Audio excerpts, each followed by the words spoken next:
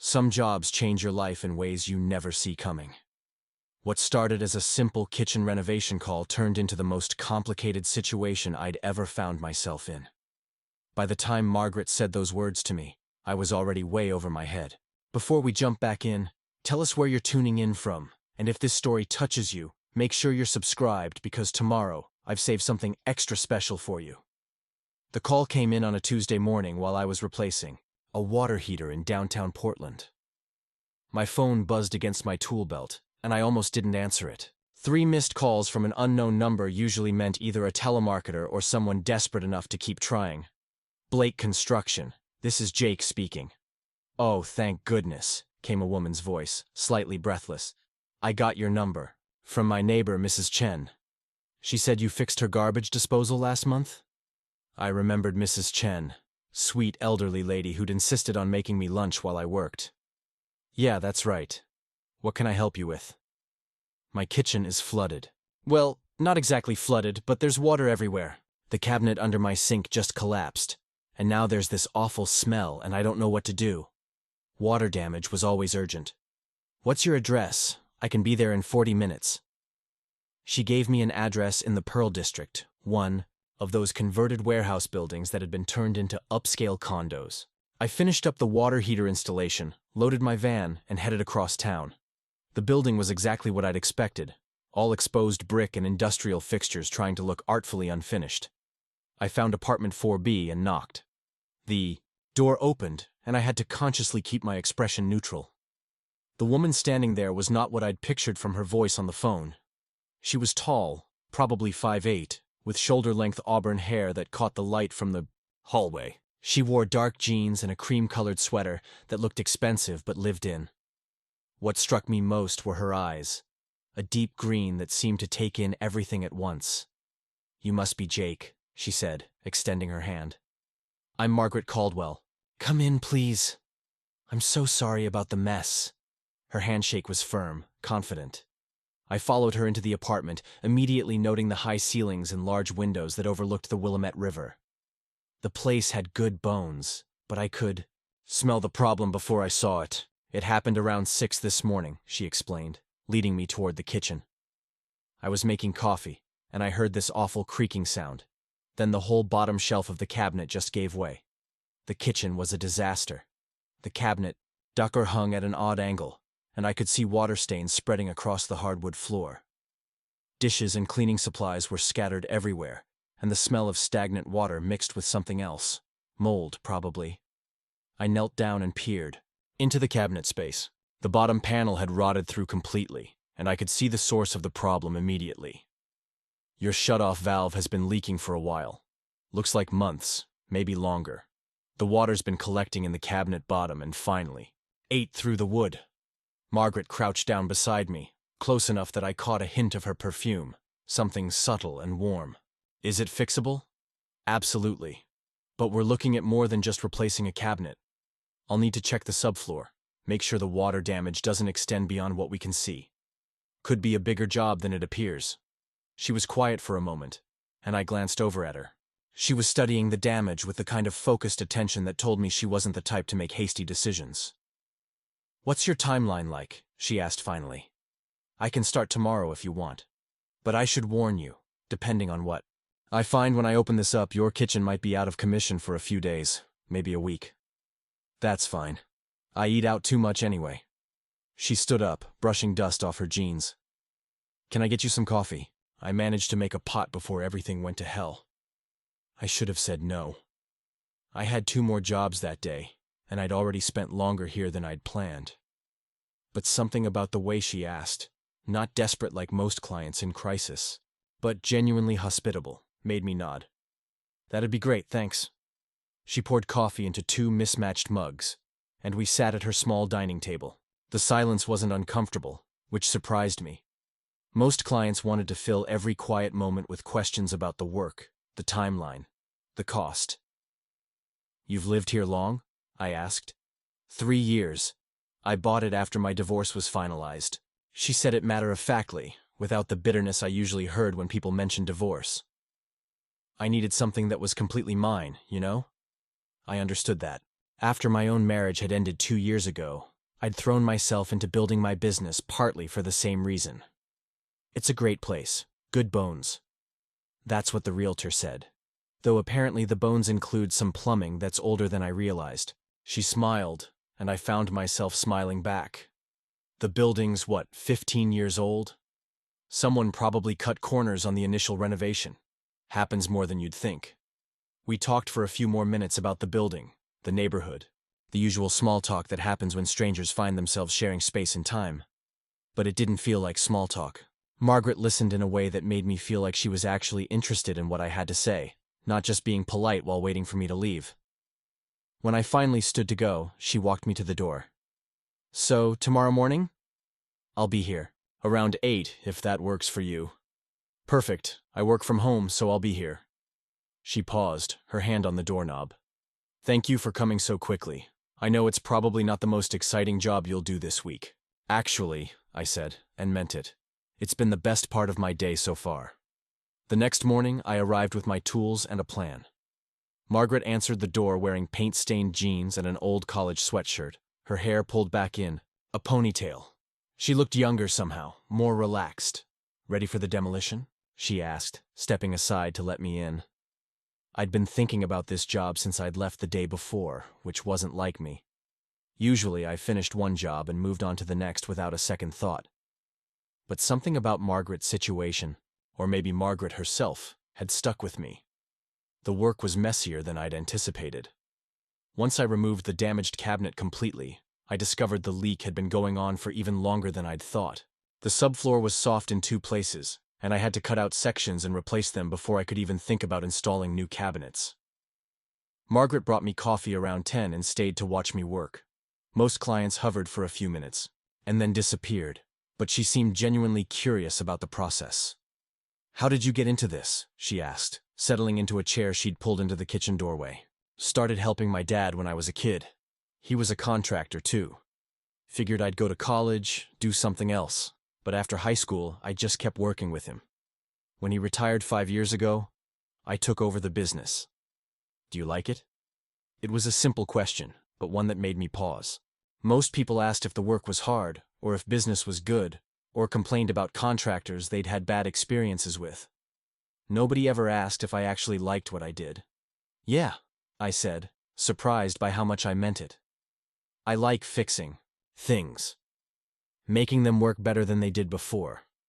There's something satisfying about that. She nodded like she understood exactly what I meant. I'm a graphic designer. There's something similar in that. Taking something that doesn't quite work and making it clear, making it beautiful. We fell into an easy rhythm over the next few hours.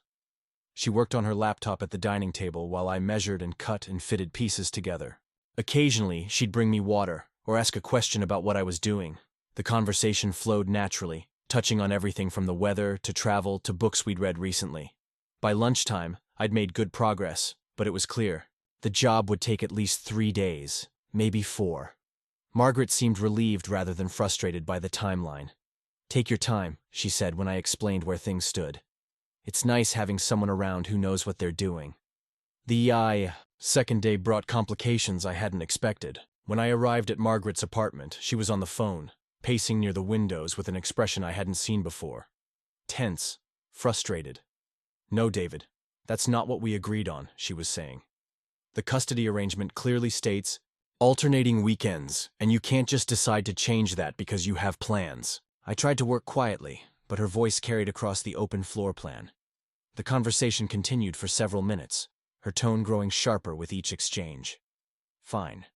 But this is the last time I'm accommodating your schedule changes without proper notice. She ended the call and stood there for a moment, staring out at the river. Sorry about that, she said finally, turning back toward the kitchen. Ex-husband drama. He thinks because he pays alimony, he can rearrange our daughter's schedule whenever it suits him. I hadn't known she had a daughter. The apartment didn't have any obvious signs of a child. No toys, no family photos visible, no colorful artwork stuck to the refrigerator.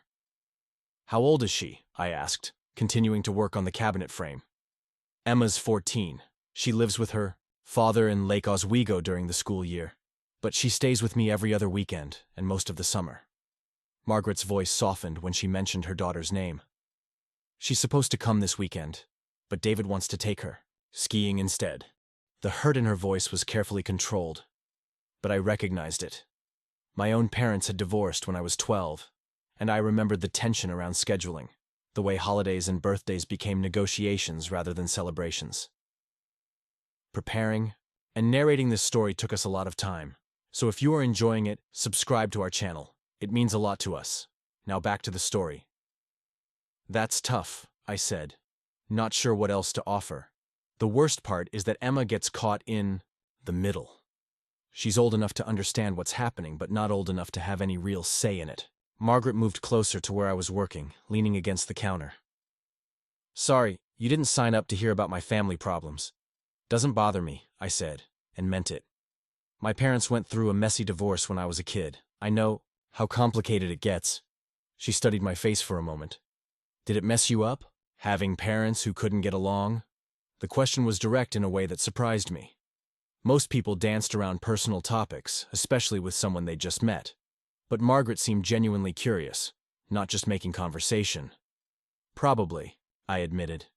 I spent a lot of years thinking marriage was just two people trying to hurt each other as efficiently as possible. And now? I considered this while I adjusted the cabinet hinge. Now I think some people just aren't meant to stay together, but they try anyway because they think they're supposed to. That's depressingly practical. What about you? Do you think you'll get married again? The question slipped out before I could stop it. Too personal, too forward. I was here to fix her kitchen, not probe into her romantic life. But Margaret didn't seem offended. She was quiet for a moment, considering. I used to think I would. Right after the divorce, I was convinced I'd find someone better. Someone who actually wanted to be with me instead of just going through the motions. She paused. But honestly, I'm not sure I want to risk it again. I like my life the way it is now.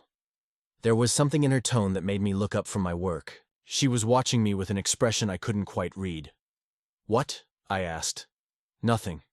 It's just, when's the last time you had a conversation like this with someone you barely know? She was right. I couldn't remember the last time I'd talked to anyone about my parents' divorce, or marriage, or anything more substantial than the weather and weekend plans. Even with friends, conversations tended to stay surface level.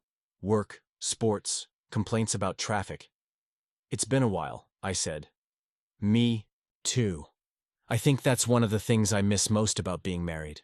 Not the marriage itself, but having someone to actually talk to about real things. I understood exactly what she meant. After my divorce, the loneliness hadn't been about missing Sarah specifically. It had been about missing the easy intimacy of daily conversation, the simple pleasure of having someone who knew your thoughts and stories. We worked in comfortable silence for the next hour.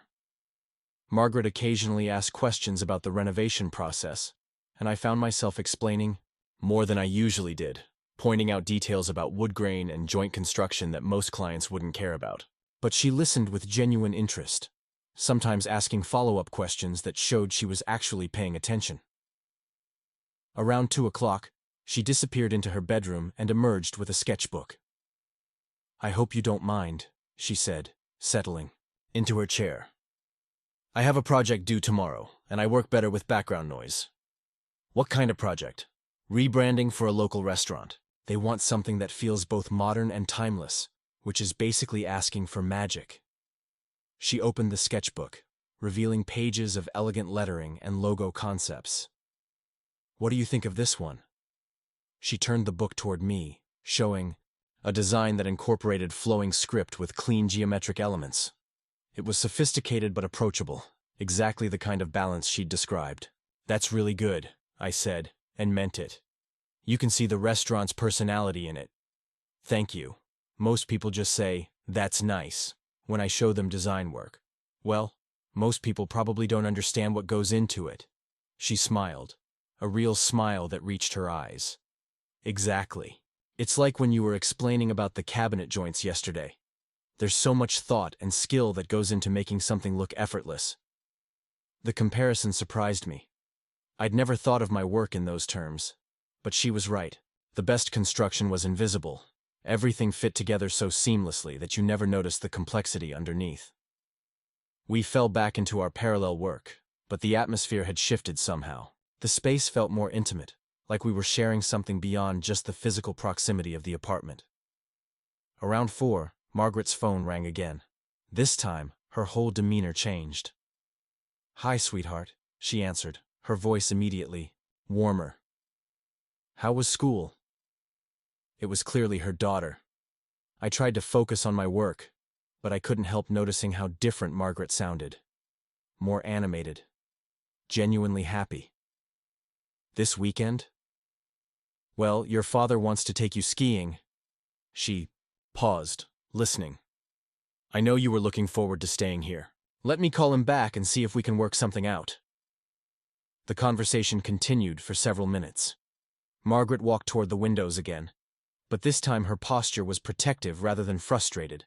She was clearly trying to shield her daughter from the adult complications while still being honest about the situation. When she hung up, she looked tired. "She wants to come here," Margaret said. "She's been planning this weekend for 2 weeks, but David already booked the ski trip and invited his girlfriend." "His girlfriend?"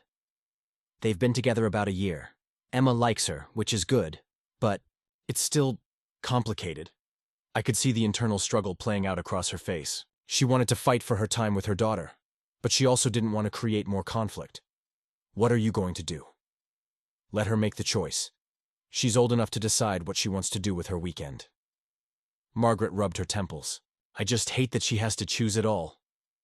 The rest of the afternoon passed quietly. Margaret worked on her design project while I finished the cabinet installation and started on the tile backsplash she'd chosen. It was intricate work. Small subway tiles in a herringbone pattern that required careful measuring and cutting. As the day wound down, I found myself reluctant to pack up my tools. The apartment had become comfortable, familiar. Margaret's presence had become part of the rhythm of the work. "Same time tomorrow?" she asked as I gathered my things. "Actually, I should be able to finish up tomorrow. The tile work will take most of the day, but once that's done, you'll have a fully functional kitchen again." Something flickered across her expression. Disappointment, maybe, or something else I couldn't identify. "That's great," she said. "I'll finally be able to cook a real meal instead of living on takeout." "What's the first thing you'll make?" "Probably something simple. Pasta, maybe. Nothing too ambitious." She paused. "You know, if you want to stay for dinner tomorrow, I could cook something as a thank you for doing such good work." The offer hung between us, loaded with implications neither of us acknowledged directly. "I'd like that," I said. Thursday morning arrived with an unexpected text from Margaret at 7:30. "Emma's coming this weekend after all. David's girlfriend got sick. Can you work around a teenager critiquing your tile work?" I found myself grinning at the message. Teenagers have excellent taste in home improvement. See you at 8. When I arrived, the apartment felt different. There were small signs of preparation everywhere. Fresh flowers on the dining table, the living room pillows arranged just so, groceries stacked on the counter that hadn't been there the day before. Margaret was dressed more carefully too, in dark jeans and a fitted burgundy sweater that brought out the auburn in her hair. "You're nervous," I observed, setting down my toolbox. "Is it that obvious?" She laughed, but there was tension in it. "I haven't seen her in 3 weeks. David had some family things. Then she was busy with school activities. I just want everything to be perfect." "It will be. She's your daughter." Sometimes I wonder if she still feels that way. She spends so much more time with him with his new life. I worry that I'm becoming a weekend parent, you know? The one who gets the leftover time. The vulnerability in her admission caught me off guard. This was a side of Margaret I hadn't seen before. The uncertainty beneath her usual confidence. "How long have you been divorced?" 2 years. The paperwork was final 2 years ago anyway. We were separated for a year before that." She moved to the kitchen island, running her fingers along the edge where I'd been working. "The hardest part wasn't losing David. We'd been growing apart for years. The hardest part was suddenly becoming a part-time mother." I started laying out the tiles, giving her space to continue or change the subject. After a moment, she went on.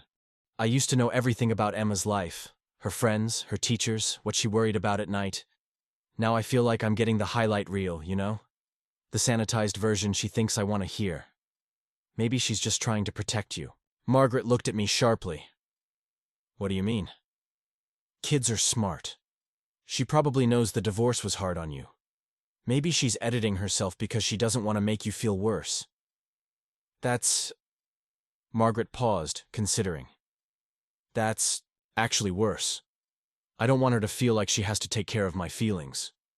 So tell her that. It's not that simple, isn't it? I mixed the tile adhesive, keeping my hands busy while I chose my words carefully. When I was Emma's age, my parents spent so much energy trying to shield me from their problems that I felt like I was living with strangers. I would have preferred honesty. Margaret was quiet for a long time. When she finally spoke, her voice was softer. What would you have wanted them to say? That they were sad, that they were scared, that they didn't know how to do this any better than I did. I placed the first tile, checking the alignment. That they loved me enough to figure it out as they went. You're very wise for a contractor. My therapist would disagree with you. You're in therapy? Was. After the divorce. Took me about 6 months to admit I needed help sorting through everything. I glanced up at her. Best money I ever spent.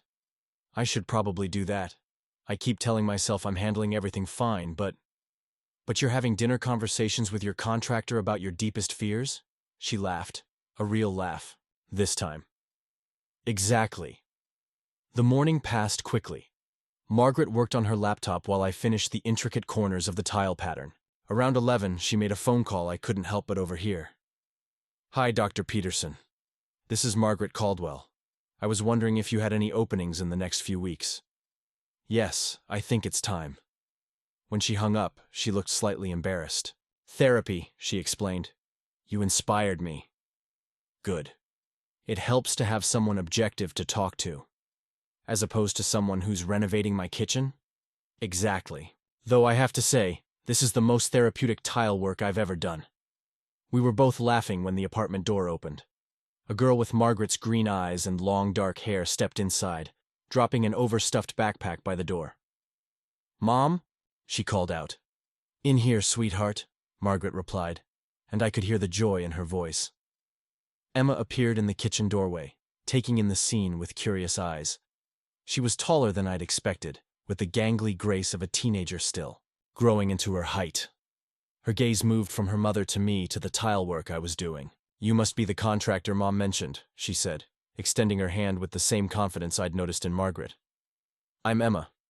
Jake, I replied, shaking her hand. Your mom's told me a lot about you. All good things, I hope. Emma moved, to examine the tile work more closely. This is really beautiful. I love the pattern. Thank you. Your mom picked it out. She has good taste, usually. Emma grinned at Margaret, who rolled her eyes in response. Thanks for the qualified endorsement, kiddo. The interaction was easy, natural. Whatever distance Margaret had been worried about wasn't immediately apparent. Emma moved around the kitchen with familiarity, grabbing a glass of water and settling into the chair her mother had been using. So, how long is this going to take? Emma asked, gesturing at the tile work. I should be finished by this afternoon. Your mom's been very patient with having her kitchen torn apart. She's been living on Chinese takeout for 3 days, Emma said. Not that she's complaining. Mom loves an excuse to avoid cooking. I cook, Margaret protested. You heat things up. There's a difference. I made you breakfast last time you were here. Cereal doesn't count as cooking, Mom. The banter continued while I worked, and I found myself enjoying the dynamic between them. Emma was sharp, funny, clearly comfortable pushing her mother's buttons in the way that only beloved children could. Margaret seemed more relaxed too, her earlier nervousness fading as she fell back into familiar rhythms with her daughter. Around noon, Emma surprised me by asking detailed questions about the tile installation process. She was genuinely curious, asking about the adhesive, the spacing, the way I was cutting the tiles to fit around the electrical outlets. Are you thinking about going into construction? I asked. Maybe architecture? I like the idea of designing spaces that work for people. She paused, studying the tile pattern. This is kind of like a puzzle, isn't it? Figuring out how to make all the pieces fit together perfectly. That's exactly what it is. Emma's always been good at puzzles, Margaret said. When she was little, she could do 1,000-piece jigsaw puzzles that would take me weeks. I still can, Emma said. I like problems that have clear solutions. There was something in the way she said it that made me look at her more carefully. She had the same thoughtful expression I'd noticed in Margaret. But there was also something else. A kind of careful control that seemed older than her 14 years. Not all problems have clear solutions, I said carefully. I know. But some do. And those are the ones worth focusing on. Margaret and I exchanged a glance. There was definitely more going on beneath the surface than either of them was saying. Directly. The afternoon flew by. Emma helped by handing me tiles and keeping track of my measurements. She was precise, methodical, and had an intuitive understanding of the work that surprised me. Margaret watched us work together, and I caught her smiling several times when she thought we weren't looking. By 4 o'clock, I was placing the final tiles around the window. The kitchen looked completely transformed. Bright, clean, modern, but warm. The herringbone pattern had turned out better than I'd hoped, creating visual interest without being overwhelming. It's perfect, Margaret said, running her hand along the finished surface. I can't believe this is the same kitchen. It looks professional, Emma added, like something you'd see in a magazine. Your mom chose all the materials. I just put them together. You did a lot more than that, Margaret said, and there was something in her voice that made me look at her more carefully. Emma was examining the finished work with the same attention to detail she'd shown all day. Can I ask you something? She said to me. Sure. Do you like my mom? The question was so direct, so unexpected that I almost dropped the tile I was holding. Margaret's face went red. Emma, she said, you can't just ask people things like that. Why not? It's obvious he likes you, and you like him. I'm just curious about his intentions. His intentions? Margaret looked mortified. She's 14, going on 40, I said, trying to break the tension. But to answer your question, Emma, yes, I like your mom. She's smart, funny, and she makes excellent coffee. Emma studied my face with unsettling intensity.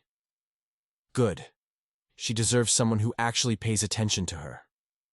The comment hung in the air, loaded with implications about Margaret's marriage and divorce that I wasn't sure I wanted to understand. Emma, Margaret said quietly, we've talked about this. I know, but it's true. Emma turned back to me. Are you staying for dinner? I looked at Margaret, who was clearly struggling with her daughter's direct approach to what had been a carefully unspoken invitation. If that's still okay with your mom, I said. It is, Margaret said. Though I should warn you, Emma's going to interrogate you all evening. I don't interrogate, Emma protested. I just ask relevant questions. God help us both, Margaret muttered, but she was smiling. Dinner turned out to be an experience unlike anything I'd anticipated. Margaret had planned to cook, but Emma had other ideas. She took charge of the kitchen with the confidence of someone who'd been fending for herself more often than her mother realized.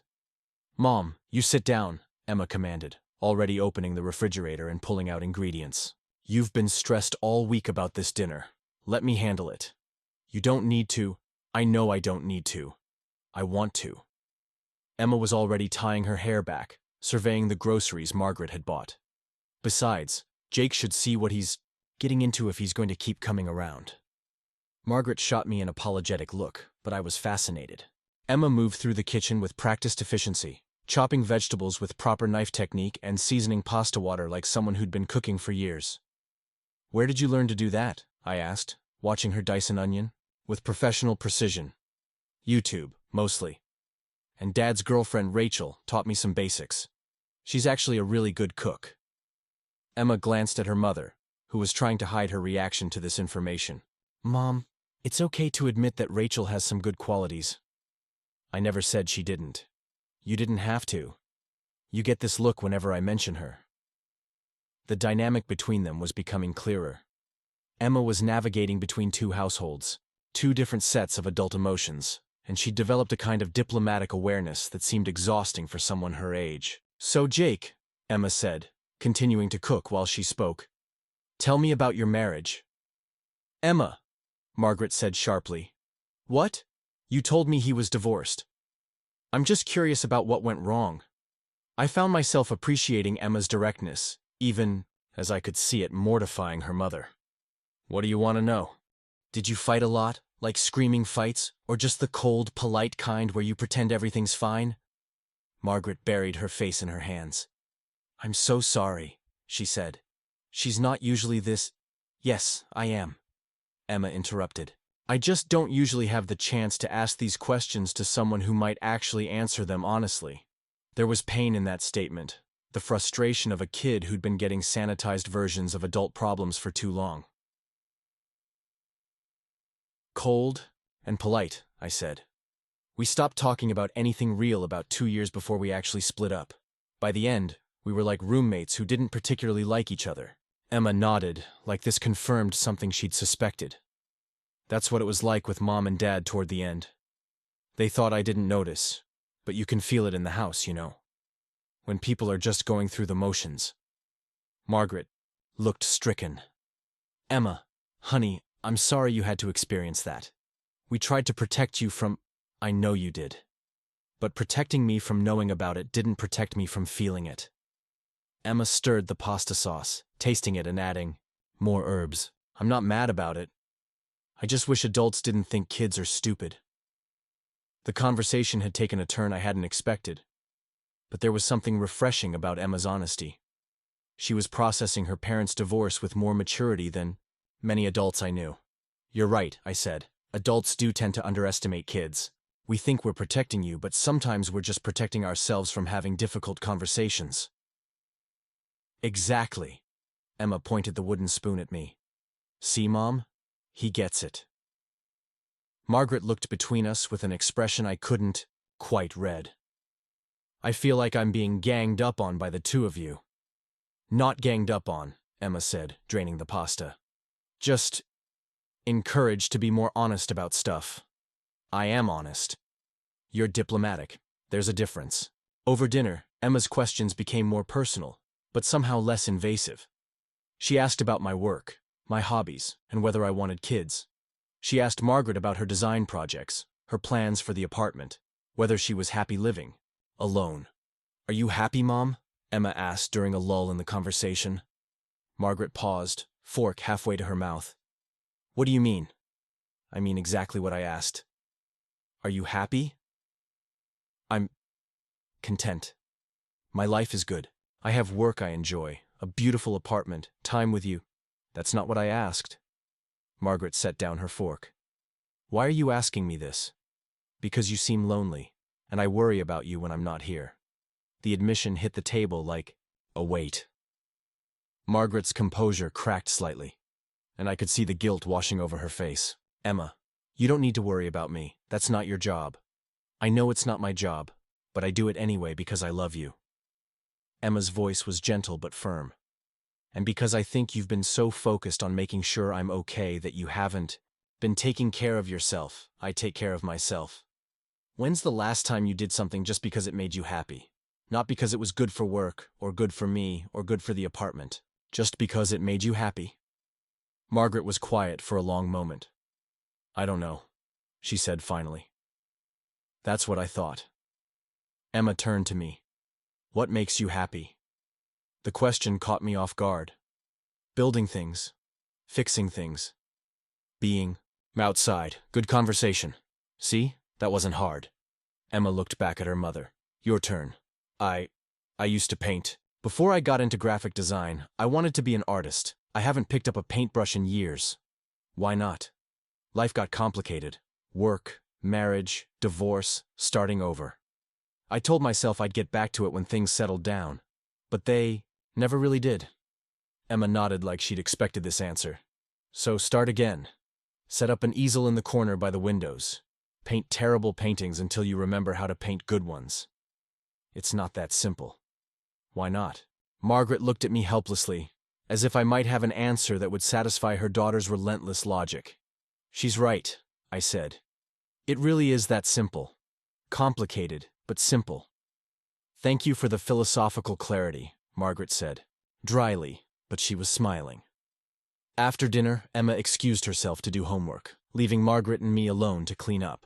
The apartment felt different with Emma there, fuller, more alive, but it also highlighted the quietness that would return when she left. She's incredible, I said, loading dishes into the dishwasher. She's too grown up for her own good, Margaret replied. Sometimes I think the divorce forced her to mature faster than she should have. Maybe. But she's also just naturally insightful. That's not something that comes from trauma. That's just who she is. Margaret leaned against the counter, watching me work. She likes you. I like her too. She's going to be formidable when she grows up. She already is. Margaret paused. Jake, about what she said earlier, about you coming around. I don't want you to feel pressured. She's a romantic. She wants everyone to have a happy ending. I stopped what I was doing and looked at her directly. Is that what you think this is? Pressure? I don't know what this is. The honesty in her admission was disarming. We'd been dancing around the attraction between us for 3 days, both of us careful not to name it directly. Neither do I said. But I'd like to find out. Before Margaret could respond, Emma's voice called from the living room. Mom, can Jake help me with something? We found Emma sitting on the floor with what looked like architectural drawings spread around her. It's a project for school, she explained. We're supposed to design a sustainable house. I have all these ideas, but I can't figure out how to make them work structurally. I knelt down beside her, studying the drawings. They were sophisticated for a 14-year-old's work. Detailed floor plans with notes about solar orientation, water collection, and material choices. This is impressive, I said. Show me what you're struggling with. For the next hour, Emma and I worked through the structural challenges of her design. She was a quick learner, asking smart questions and adapting her ideas based on practical constraints. Margaret watched from the couch, occasionally offering suggestions but mostly just observing. You're good at explaining things, Emma said as we finished refining her plans. Have you ever thought about teaching? Not really. I like hands-on. Work too much? You could do both. Teach people how to build things properly so they don't end up with rotten cabinet floors. Margaret laughed. She has a point. I'll consider it, I said, though the idea intrigued me more than I expected. As Emma packed up her project, she looked at me with that direct gaze I was getting used to. Are you going to ask my mom out on a proper date? Emma, Margaret said, but there was less mortification in it this time. I'm just asking because if you are, you should know that she likes Italian food and old movies. And she gets nervous when people pick her up, so meeting somewhere is better. Good information to have, I said solemnly. Also, she's been alone for 2 years, so she's probably out of practice with dating. Be patient with her. I will be. Emma nodded, satisfied. Good. She deserves someone who's patient. Later, as I was getting ready to leave, Margaret walked me to the door while Emma got ready for bed. I'm sorry about the interrogation, she said. She's usually not quite so intensive. I liked it. She's protecting you. That's what kids do when they love someone. I know.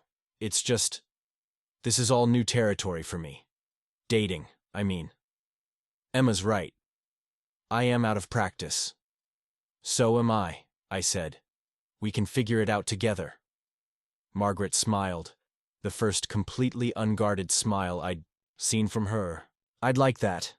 Saturday night, there's a good Italian place in the Pearl District. I know the one you mean, 7 o'clock? Perfect. As I reached for the door handle, Emma's voice called from her bedroom. Jake? Yeah? Take care of her, okay? The words hung in the air between Margaret and me, loaded with meaning that went far beyond a simple dinner date. I will, I called back, meaning it more than I'd expected to. Saturday arrived with an unexpected complication. I was getting ready for dinner with Margaret when my phone rang. The caller ID showed my business partner, Danny. Jake, we've got a problem, he said without preamble. The Riverside project flooded. Pipe burst on the second floor. Water's been running for hours. The clients are freaking out. I closed my eyes, calculating the damage in my head.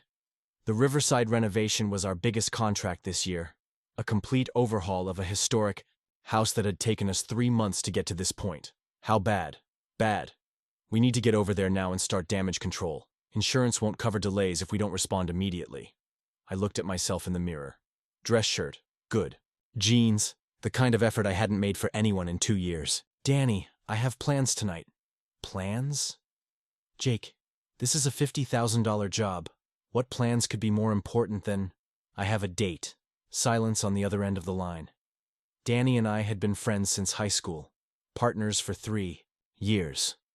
He'd watched my marriage fall apart, seen me throw myself into work afterward. The idea of me prioritizing a date over a crisis was apparently incomprehensible. A date, he repeated. Yes, a date, with Margaret, the client from this week. The kitchen lady? Jake, you can't date clients. It's unprofessional. She's not a client anymore. The job's finished. That's not the point. This is our business we're talking about. Our reputation. I understood his concern, but something had shifted in me over the past few days. The old Jake would have canceled without hesitation, would have called Margaret with apologies and promises to reschedule. But standing in my apartment, phone in hand, I realized I didn't want to be that person anymore. Call Rodriguez Construction, I said. They owe us a favor from the Morrison job. Have them handle the emergency response. I'll meet you first thing tomorrow morning to assess everything. Jake. Danny. I've canceled every social plan I've had for the past 2 years because of work emergencies. Some of them were real emergencies. Most of them weren't. Tonight, I'm not canceling. After I hung up, I sat on my bed for a few minutes, processing what I'd just done. My business was important to me. It represented everything I'd built after. My divorce, my independence and success. But for the first time in years, something else felt equally important. I arrived at the restaurant 15 minutes early, nerves getting the better of me. Osteria Mia was the kind of place Margaret would love. Warm lighting, exposed brick walls, the smell of garlic and fresh herbs drifting from the kitchen. I'd chosen a table by the windows, where we could watch the Saturday evening crowd on the street below.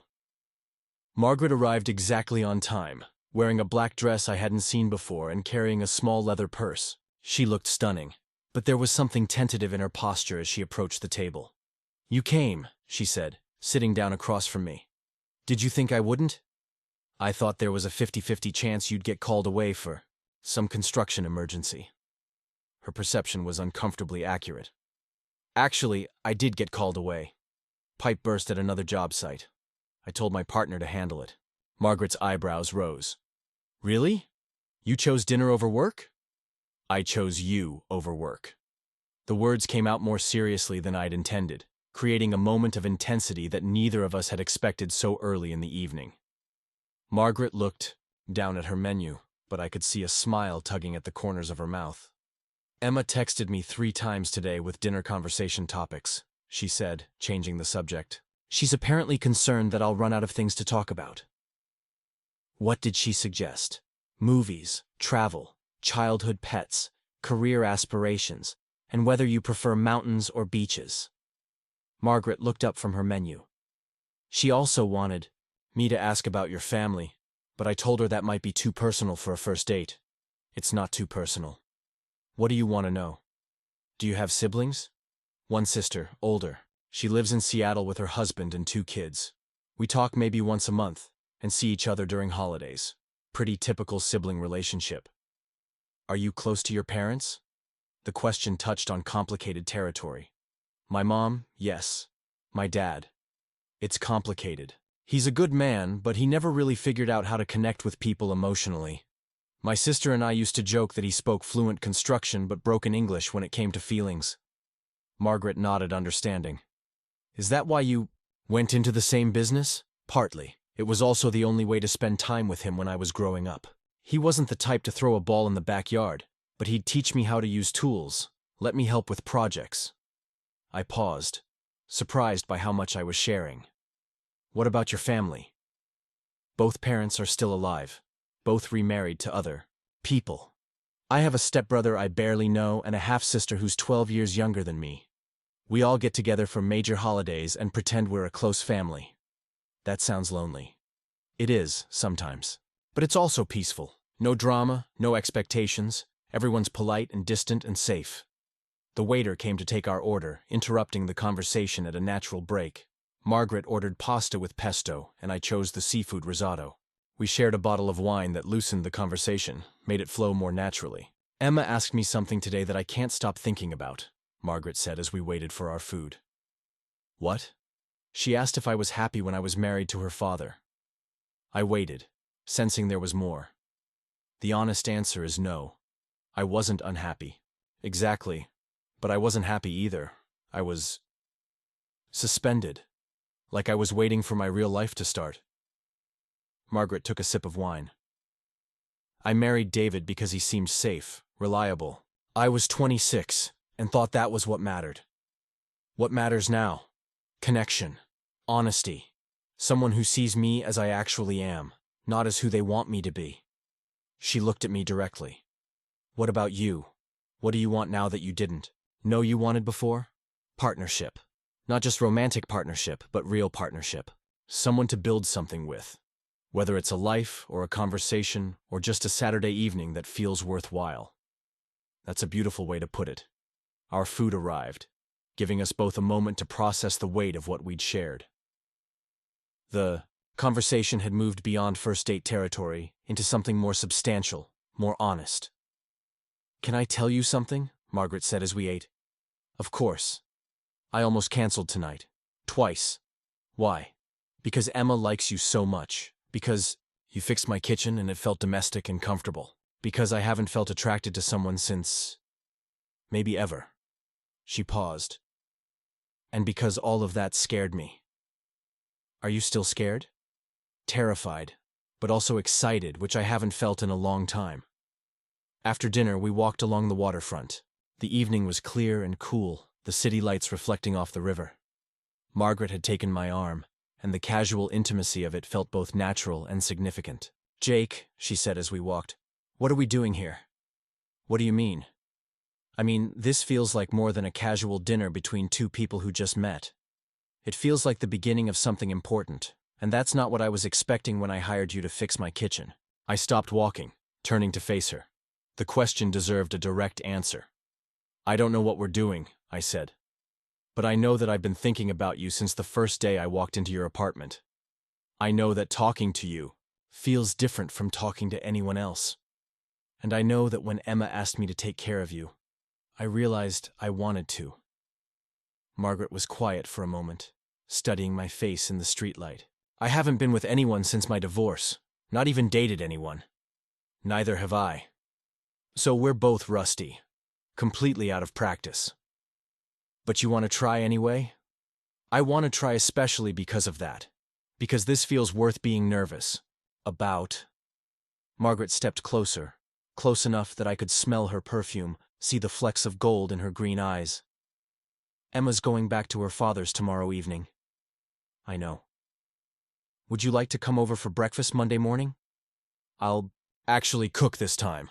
I'd like that very much. When I kissed her goodnight outside her building, it felt like crossing a threshold neither of us could uncross. Her lips were soft, her response immediate and warm. When we broke apart, she rested her forehead against mine. This is happening, isn't it? She whispered. It's happening. Good, she said, and kissed me again. Sunday morning brought a reality check I hadn't anticipated. I was having coffee and reading the paper when my phone buzzed with a text from Danny. Riverside damage worse than we thought. Need you here now. I drove to the job site with a knot in my stomach. The Riverside house was a 1920s craftsman that we'd been meticulously restoring for the Patterson family. When I walked through the front door, the scope of the disaster hit me immediately. Water had cascaded down from the second floor through the kitchen ceiling, destroying the custom cabinets we'd spent weeks installing. The hardwood floors we'd refinished were buckled and warped. The electrical work would need to be completely redone. Insurance adjusters coming Monday, Danny said, surveying the damage with me. But Jake, this sets us back at least 6 weeks, maybe 8. Mrs. Patterson stood in the corner of the ruined kitchen, tears streaming down her face. Her husband had his arm around her shoulders, but his expression was grim. We were supposed to host Thanksgiving here, she said. Our whole family was coming. It's been planned for months. The weight of their disappointment settled on my shoulders. This wasn't just about money or schedules. It was about a family's life being disrupted, expectations shattered. "Mrs. Patterson," I said, "we're going to make this right. I promise you that." "How?" "Look at this place. It's destroyed." Danny shot me a warning look. We both knew the timeline for repairs would make Thanksgiving impossible, but I found myself making commitments I wasn't sure I could keep. "Give me until tomorrow to assess everything properly. I'll have a plan for you by Tuesday morning." After the Pattersons left, Danny and I spent the day documenting damage and calculating repair costs. The work was depressing, dismantling weeks of progress, but it also gave me time to think. "You're distracted," Danny observed around mid-afternoon. "Just trying to figure out how to compress 8 weeks of work into 6. "That's not what I mean. You keep checking your phone." He was right. I'd been thinking about Margaret all morning, wondering how her Sunday with Emma was going, looking forward to Monday breakfast with an anticipation that felt both exciting and guilty. "Jake, about this woman. Margaret." "Right. Look, I'm not trying to interfere in your personal life, but timing matters. We're about to enter the most stressful period this business has seen. Are you sure you want to start a relationship right now?" The question bothered me more than it should have. Danny was being practical, looking out for our partnership. But his concern felt like an echo of my old life, the version of myself that had prioritized work over everything else until there was nothing else left. "I'm sure," I said, though I wondered if I really was. That evening, I called Margaret. Emma answered the phone. "Jake." Perfect timing. Mom's having a minor crisis about breakfast tomorrow. "What kind of crisis?" "She's been to 3 different grocery stores looking for the perfect ingredients. She's treating this like a final exam." I could hear Margaret's voice in the background, protesting this characterization. Emma ignored her. "Can you cook?" Emma asked me. "Basic stuff." "Why?" "Because if tomorrow's breakfast is a disaster, maybe you could take over. Save Mom from complete humiliation." "Emma, give me the phone," Margaret said, and I heard the sound of a brief struggle. "Hi," Margaret said finally, slightly breathless. "Sorry about that. She's been my self-appointed relationship advisor all day." "How's that going?" "Exhausting. She has very strong opinions about everything from what I should wear to how I should arrange the furniture." "What's her verdict on the furniture?" The couch needs to be angled differently to facilitate conversation. Apparently parallel seating is emotionally distant." I found myself laughing despite the stress of the day. She might have a point. "Don't encourage her. She's already planning our second date." "Our second date?" "Hiking. She thinks you need to see me in a natural environment to determine long-term compatibility." Smart kid. Terrifying kid. But I'm glad she likes you. After we hung up, I sat in my apartment thinking about the conversation, about Emma's investment in her mother's happiness, about the Pattersons' ruined kitchen, about the promises I'd made that I wasn't sure I could keep. Everything felt interconnected in ways that made me uncomfortable. Monday morning arrived gray and drizzly, typical Oregon November weather. I stood outside Margaret's building at 8:30, holding a bag of pastries from the bakery down the street. Insurance against breakfast disaster. When Margaret opened the door, she was wearing jeans and an oversized sweater, her hair pulled back in a ponytail. She looked beautiful and nervous. "Emma left an hour ago," she said, but not before rearranging the living room and leaving detailed notes about conversation topics. "Notes?" Margaret led me to the kitchen island, where a folded piece of paper sat next to the coffee maker. She opened it reluctantly. "Ask about his childhood. Find out what makes him laugh. Determine if he's the type of person who would drive across the country if you needed him to." Margaret looked up at me. She takes relationship evaluation very seriously. "What's your assessment so far?" "On which criteria?" "The road trip test." Margaret considered this while she poured coffee. "I think you would. But I also think you'd worry about leaving work for that long." Her observation was uncomfortably accurate. "You might be right." "Is that a problem?" I thought about my conversation with Danny about the Riverside disaster, about the pattern I'd fallen into of defining myself through work. It might be. I'm still figuring out how to balance things. Things? Work and everything else? I've spent the last 2 years building my business, making it my whole identity. It's hard to know how to make room for other priorities without feeling like I'm letting people down. Margaret set down her coffee mug, studying my face. What happened yesterday? You seem different this morning. I told her about the flood, the Pattersons, the impossible timeline I'd committed to. As I talked, I could see her processing not just the information, but what it revealed about me. So you promised them something you're not sure you can deliver, she said when I finished. I promised them I'd try. There's a difference between trying and making promises you can't keep. Her directness caught me off guard. What do you mean? I mean, you sound like my ex-husband. He used to make grand gestures and commitments when he was feeling guilty about something, then get resentful when reality made those commitments impossible to fulfill. The comparison stung because it felt accurate. That's not what I'm doing, isn't it? You feel bad about prioritizing our date over work, so now you're overcommitting to prove you're still dedicated to your business. I opened my mouth to argue, then closed it. She was right, and we both knew it. You're very perceptive, I said finally. I've had practice. David spent our entire marriage trying to balance work and family by making promises he couldn't keep. It never worked. So what did work? Honesty. Realistic expectations. Admitting when something was more important than something else instead of pretending he could do everything perfectly. We ate breakfast, eggs Benedict that Margaret had clearly spent considerable effort perfecting, while I processed her words. The conversation had taken a more serious turn than either of us had expected, but it felt necessary. Can I ask you something? I said as we finished eating. Of course. What do you need from someone you're in a relationship with? Honesty about priorities. I don't need to be the most important thing in someone's life all the time, but I need to know where I stand. I need to know when work is going to take precedence and why.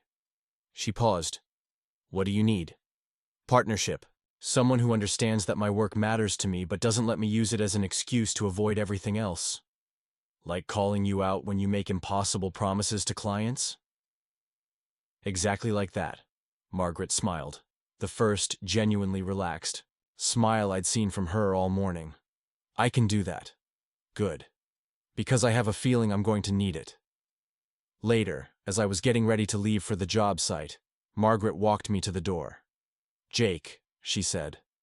About the Pattersons. Yeah? What, if you told them the truth? That the timeline they want isn't realistic, but that you'll work as efficiently as possible while still doing quality work? They'll be disappointed. They're already disappointed. But if you're honest with them, they can make informed decisions about how to handle Thanksgiving. Maybe they'll decide to host somewhere else this year. Maybe they'll postpone. But at least they'll know what they're dealing with. Her suggestion was so simple, so obvious, that I wondered why I hadn't thought of it myself. The answer was uncomfortable, because I'd been more concerned with managing my own guilt than serving my clients' actual needs. You're right, I said. I'll call them this afternoon. And Jake? Margaret stepped closer, straightening my collar with a gesture that felt both intimate and natural.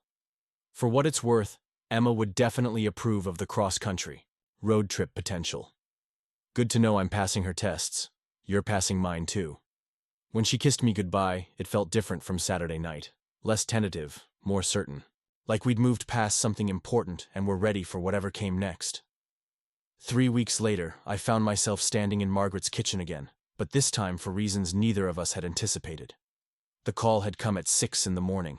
Margaret's voice was shaky, controlled panic barely held in check. Jake, I need help. Emma's here, and she's sick, really sick. David's out of town, Rachel's at a conference, and I don't know what to do. I'd been at her apartment within 20 minutes, finding Emma curled on the couch with a fever that had spiked to 103 degrees. Her usual sharp wit had been replaced by the confused vulnerability that comes with serious illness. How long has she been like this? I asked, touching her forehead while Margaret gathered insurance cards and medications. Since about 3 this morning. She called me from her dad's house, said she felt awful. I went and got her, but she's just gotten worse. Emma stirred at the sound of our voices, opening eyes that were glassy with fever. Jake? She whispered. You came too? Of course I came. Good. Mom's freaking out. She needs backup. Even sick, Emma was taking care of everyone else. I caught Margaret's eye over her daughter's head, seeing the fear she was trying to hide. "Let's get her to the emergency room," I said. The next 6 hours blurred together in the way that medical crises do. Emma had contracted a severe case of pneumonia that required immediate treatment. Margaret held her daughter's hand through IV insertions and blood draws, maintaining calm efficiency while I could see her falling apart inside. I stayed in the background, fetching coffee, handling phone calls to David and Margaret's insurance company, providing whatever support I could without overstepping boundaries I wasn't sure existed yet. Around noon, when Emma was finally stable and sleeping, Margaret and I sat in the hospital cafeteria. She hadn't eaten anything all day, had barely spoken except to answer medical questions. "She's going to be fine," I said, though I knew Margaret had heard the same reassurance from doctors multiple times. I know. Logically, I know that. But when I saw her this morning, Margaret wrapped her hands around her coffee cup, seeking warmth. All I could think was that I'm the part-time parent. I don't know her daily symptoms, her normal patterns. What if I missed something important? You didn't miss anything. You brought her here as soon as you realized how sick she was. David's flying back tonight. He'll probably want to take her back to his house when she's discharged. There was something in her tone that made me look at her more carefully. And you're worried about what that means. I'm worried about a lot of things. About Emma, obviously. But also about... She gestured vaguely between us. This. Whatever this is we're doing. What do you mean? I mean you've spent your morning in a hospital waiting room for a kid who isn't yours, dealing with a crisis that has nothing to do with you. That's not normal dating behavior. She was right, but I wasn't sure why that was a problem. Should I have stayed home? No. That's the point. I wanted you here. I needed you here. And that scares me because 3 weeks ago, I didn't even know you existed. I understood her fear because I'd been feeling it too. What had started as dinner and conversation had evolved into something deeper, faster than either of us had expected. I'd found myself thinking about Margaret and Emma throughout my days, rearranging my schedule to spend time with them, making decisions based on their needs as much as my own. "Margaret," I said carefully, "are you having second thoughts about us?" "I'm having thoughts about everything. About what happens when Emma gets better and goes back to her regular schedule. About whether you really want to be involved in all the complications that come with dating someone who has a teenager. About whether I'm ready for any of this." Before I could respond, my phone buzzed. Danny, texting about the Riverside project. We'd managed to get the Pattersons back into their house just in time for Thanksgiving, but only by working 16-hour days for 2 weeks straight. The success had been professionally satisfying but personally exhausting. "Work?" Margaret asked, noticing my distraction. "Just an update, nothing urgent. You can take it if you need to." "I don't need to. I'm exactly where I want to be." Margaret studied my face for a moment.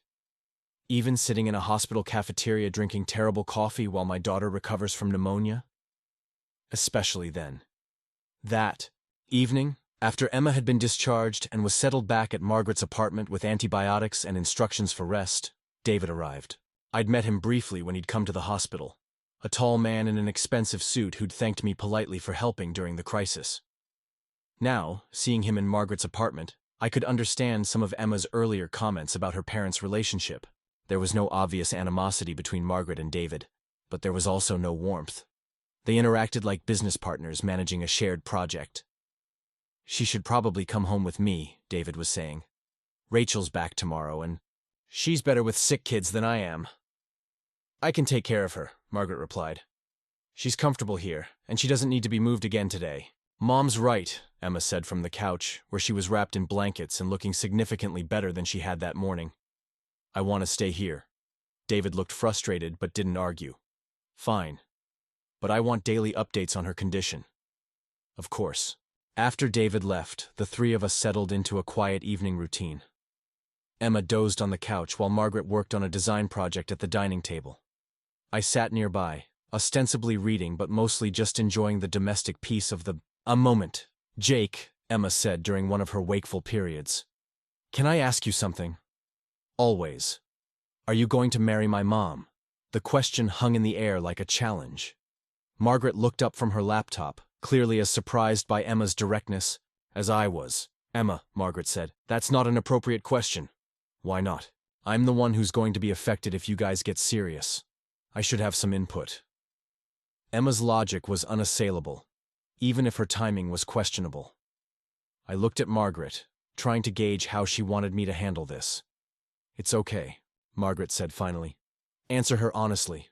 I don't know, I said to Emma. We haven't been together very long, but I can tell you that I care about both of you more than I expected to, and that if this relationship continues to grow the way it has been, marriage is something I'd want to consider. Emma nodded solemnly. Good answer. Honest, but not presumptuous. Thank you for the evaluation. You're welcome. For what it's worth, I think you should marry her. She's happier when you're around. Margaret's face went red. Emma. It's true. You smile more. You worry less. You've started painting again. This was news to me. You're painting? Just sketches, Margaret said dismissively. Nothing serious. She's being modest, Emma said. She set up an easel by the windows like I suggested. The paintings are really good. Can I see them? Margaret hesitated, then got up and disappeared into her bedroom. She returned with a small canvas, a watercolor study of the river view from her windows, loose and impressionistic, but capturing something essential about the light and movement of the water. This is beautiful, I said, meaning it. Why didn't you tell me you'd started painting again? I guess I wasn't sure if it was something worth mentioning. It's just a hobby. It's not just a hobby. This is who you are when you're not being practical about everything else. Something shifted in Margaret's expression, a recognition of being seen in a way she hadn't expected. See? Emma said triumphantly. He gets it. Dad never understood why you needed to make art. Emma, that's not fair to your father. It's not unfair either. Dad's a good person, but he doesn't understand creative people. Jake does. Later that night, after Emma had gone to bed, Margaret and I sat on her couch drinking wine and processing the day. Thank you, she said. For today, for being here, for handling Emma's interrogation with such grace. Thank you for letting me be here, for trusting me with something this important. Jake, about what Emma asked, you don't have to address it. She's 14. She thinks in black and white terms. But she's not wrong about the timeline. If we're going to keep seeing each other, we need to talk about what that means. For her. For us. For the practical realities of blending lives. I set down my wine, glass, turning to face her fully. What do you want to talk about? I want to know if you're ready for the reality of dating someone with a teenager. Emma's going to get attached to you if she hasn't already. Her opinions about our relationship are going to matter to me, and sometimes her needs are going to have to come first, even when that's inconvenient for us. I understand that. Do you? Because it's not just about being flexible for an evening or helping out during a crisis. It's about understanding that my life is fundamentally structured around someone else's needs and schedule. It's about accepting that I'm not just choosing a partner for myself. I'm choosing a partner for both of us. The weight of what she was saying settled over me. This wasn't just about whether Margaret and I were compatible. It was about whether I was ready to take on a parental role, to have my decisions affected by a teenager's well-being and opinions. I've been thinking about that, I said. About what it means to be with someone who has a child. And I keep coming back to the same conclusion. Which is? That Emma isn't a complication in our relationship. She's part of what makes you who you are. The way you love her. The way you protect her. The way you've raised her to be thoughtful and direct and caring. That's all part of what I'm falling in love with. Margaret went very still. Falling in love? I realized what I'd said, how it had slipped out in the middle of a larger conversation. But looking at her face, at the surprise and something else, hope, maybe, I decided not to take it back. Yes, falling in love with, both of you, in different ways. Jake, I know it's early, I know it's complicated, but that's how I feel. Margaret was quiet for a long moment, processing. When she finally spoke, her voice was soft. I've been falling in love with you too, and that terrifies me because the last time I fell in love, I married the wrong person for the wrong reasons, and spent 8 years trying to make it work. What would be the right reasons this time? Because you see me clearly and like what you see. Because you understand that Emma and I are a package deal and you want both of us. Because when I'm with you, I remember who I am when I'm not trying to be what someone else needs. And because you make excellent coffee and terrible jokes, and you challenge me to be honest about things I'd rather avoid. And because you show up when things get difficult instead of finding reasons to disappear. We sat in comfortable silence. For a while, the weight of our admissions settling between us. Finally, Margaret spoke again. So where does this leave us? I think it leaves us taking things one day at a time, being honest about what we want and what we're afraid of, and seeing if we can build something that works for all three of us. That sounds terrifyingly reasonable. Emma would approve. Emma already approves. She told me tonight that you're relationship material, and that I should lock it down before some other woman realizes what a catch you are. Smart kid. Terrifying kid. But she's right about one thing. I don't want to lose this. I don't want to lose you. You won't lose me. I'm not going anywhere. 6 months later, I was back in Margaret's kitchen, but this time I was installing a pot rack she'd commissioned as a housewarming gift for Emma's new bedroom. Emma had convinced David to let her switch to living primarily with Margaret, visiting him on weekends. A reversal of their previous arrangement that reflected Emma's growing independence and her desire to be closer to her mother during her high school years. Higher on the left, Emma called from her perch on the kitchen stool, where she was supervising my work with the same attention to detail she'd shown during our first meeting. I've got it, I said, adjusting the bracket. He's a professional, Emma, Margaret said, not looking up from her easel, where she was working on a commission piece, her first paid art project in over a decade. Professionals make mistakes too, Emma replied. Besides, someone has to maintain quality control around here. I caught Margaret's eye and smiled. This had become our routine.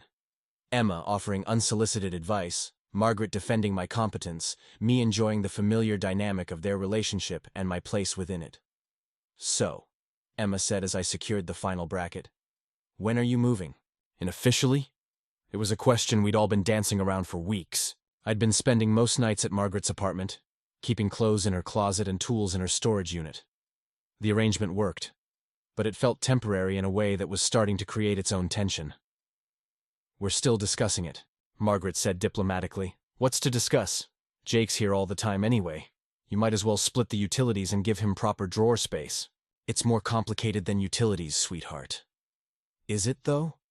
Emma hopped down from the stool and examined my installation critically. You love each other, you're happy together, and Jake makes better coffee than you do.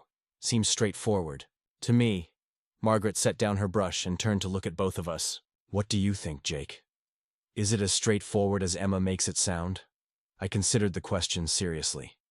6 months ago, the idea of moving in with someone, of blending my life so completely with another person's, would have seemed impossible. I'd spent 2 years building my independence, learning to be alone, defining myself through work and solitude. But somewhere along the way, independence had stopped feeling like freedom and started feeling like limitation. I discovered that the best parts of my days happened in this apartment, with these two women who'd somehow become central to my happiness. I think, I said carefully, that I'd like to wake up here every morning and come home here every night. I think I'd like to have a key to the front door and a say in what we have for dinner. I think I'd like to be official. Emma grinned triumphantly. See? Straightforward. Margaret laughed, the sound warm and genuine. Okay, it is, but we're doing this properly. Talking about finances and chores and boundaries. Emma gets veto power on any decisions that affect her space or schedule. Deal, I said, and I want a formal introduction to your family. If we're doing this, I want to meet your sister and your parents. Deal. Though I should warn you, my dad's going to quiz you about your knowledge of power tools. I can handle your dad. Emma looked between us with satisfaction. This is good. Very mature. Very practical. She paused. Also, Jake, when you officially move in, can you fix the bathroom faucet? It's been dripping for weeks, and Mom keeps saying she'll call someone. Emma, Margaret protested. What? He's going to live here. He might as well make himself useful. As I packed up my tools, listening to Margaret and Emma banter about household repairs and weekend plans. I felt something I hadn't experienced in years, the deep satisfaction of being exactly where I belonged. My phone buzzed with a text from Danny about a new project, a kitchen renovation that would start the following week. For a moment, I considered the familiar pull of work, the temptation to lose myself in the clean simplicity of construction problems and solutions.